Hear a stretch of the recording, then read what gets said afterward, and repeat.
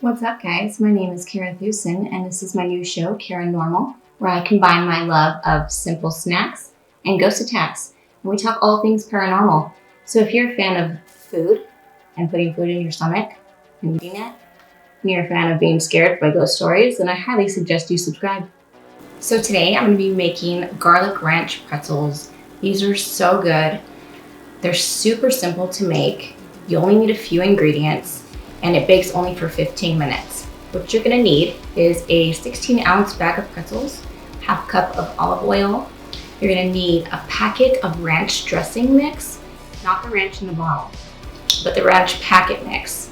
And then you're gonna need a tablespoon or more, however much you want. If you like stuff garlicky, I do, of garlic powder. You're gonna preheat your oven to 300 degrees. So I'm gonna be making this while I tell today's stories. And if you want the full recipe, it's going to be down in the description box. Today's stories were submitted by Michelle. Michelle is a well-respected nurse practitioner in Southern California, and her paranormal experiences take place at St. Bernardine Catholic Hospital in San Bernardino County. A little bit of history about this building. It was originally constructed in 1931. And over the decades, they kept the original building, but just expanded off of it. I think the latest expansion was in 2002. When it first started, she heard rumors that if you went into the old part of the hospital, people saw flying nuns. People would see in different units, even in the newer part of the hospital, a child running around. There was multiple reports one day from patients complaining to nurses about a child running around, which didn't make sense because these units were for ages 16 and up. So that creeped Michelle out a bit. She also personally experienced this creepy elevator. So the elevator would open and no one would be there, and it would happen multiple times. And one of the nurses told Michelle the trick is to just yell at it and say, "Stop playing with the elevator," and it would stop. So she felt kind of dumb, but she tried it and it actually worked. Today's first story is called Room 37. So Room 37 was located the furthest away from the nurse's station. So around 3 a.m., Michelle went to go check in on her patient. She walked down the hall, she put on her isolation gear, and she started to clean her patient. As she's doing this, she has this strange, creepy feeling that somebody was watching her. So she looks around the room and there's no one there. But she still can't shake that feeling. So what she does is she hurries up her duties, which I don't blame her, I would too. She takes off her isolation gear and she begins to wash her hands. And as she's washing her hands, she hears somebody come into the room. So she turns around and she jumps and says, "Oh my gosh, you scared me." The only thing was, there was no one there. So she continues to wash her hands and she's looking at herself in the mirror, trying to process what just happened. Did she really hear somebody? Is somebody watching her? Someone there? She just couldn't shake that feeling.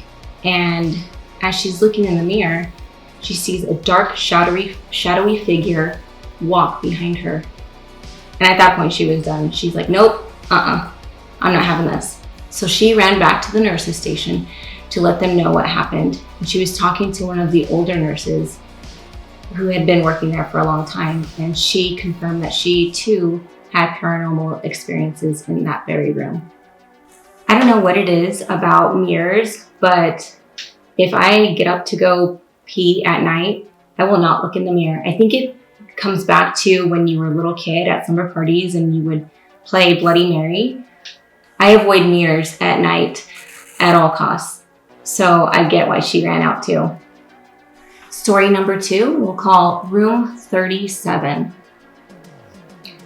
So Room 37, I forgot to mention in the last story, it was located in the older part of St. Bernardine.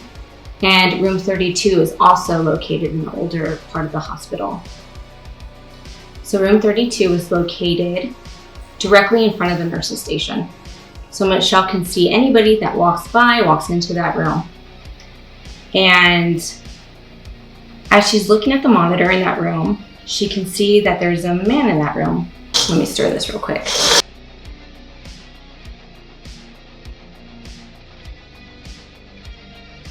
Then you're gonna dump this on 2 foil-lined cookie sheets and bake for 15 minutes.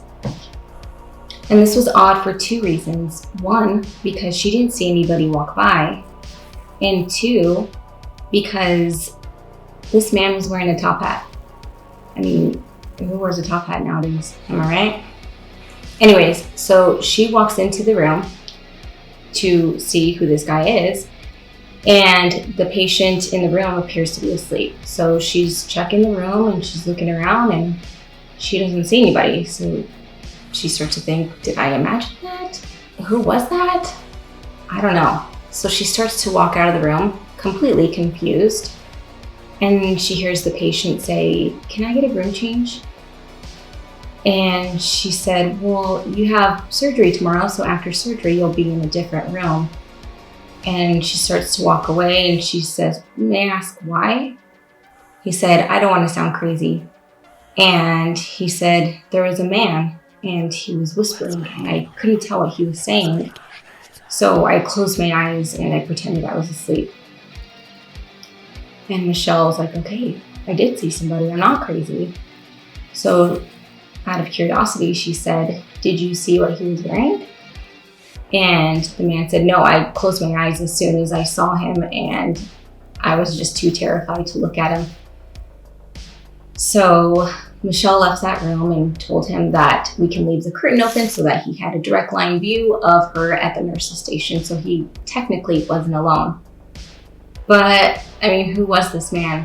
What did he want? What was he saying? I think I would pretend that I'm asleep. What would you do?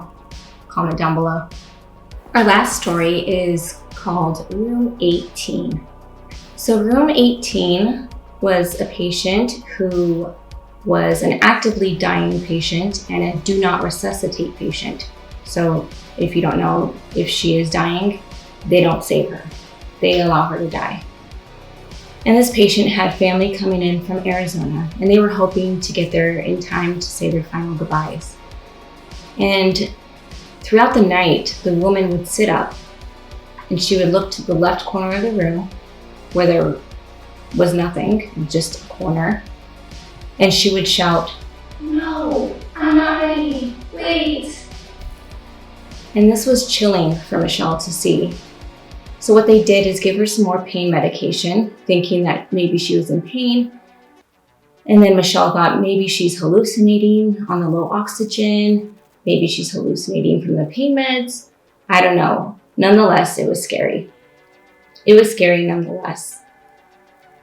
So this pattern continued throughout the night until around 4 a.m., where she would look into the left corner of the room and shout, no, I'm not ready, wait.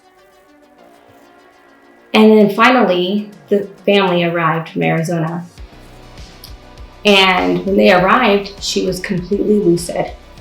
They had an amazing conversation. They cried, they hugged. And this went on for about 30 minutes. They said their final goodbyes. And when they said their final goodbyes, the patient looked back to that corner and she said, I'm ready now. And immediately died. So who was that in the corner of the room? Who was she talking to? Was somebody there waiting to take her? This was really disturbing for Michelle and her coworker. So her coworker and her said a little prayer and never forgot that experience. So speaking of this coworker, she had a patient who was waiting for his sister to come before he passed. He hung on for as long as he could, but unfortunately he passed away before she could come and say goodbye. Later down the line, Michelle and this nurse downloaded a ghost app. And I don't know if any of you have done that. I have for fun. And I don't know if I believe in it. I don't know if it even worked for me. I didn't really understand it, but this particular app would bleep whenever a spirit was in the room, or it would say certain words. And so it was a slow night. So they went to different rooms and the thing didn't work. There was no bleeps, there was nothing. They went into that patient's room who passed away before his sister could arrive. And sure enough, it bleeped and it said the word. And can you guess what the word is? Sister. So needless to say, St. Bernardine has a lot of paranormal activity. I was reading on the internet of some other stories that occurred at that same place, but Michelle's stories were incredible. I think I would quit 100% if I experienced these things. She said that when she went into the older part of the hospital, that she would get this creepy feeling. The hair on her arms would stand, and she tried to avoid going alone at all costs. So here's our pretzels. They smell amazing, and so good. I think that's what they do in commercials. Anyway, give it a try. What did you think of today's stories? Do you have any stories of your own? Do you have paranormal experiences you'd like for me to share? I do have a subreddit in the description box, so click that link and share your stories with me. If you like these kind of stories, please press the like button and subscribe. Thanks guys, I'll see you next time. Bye.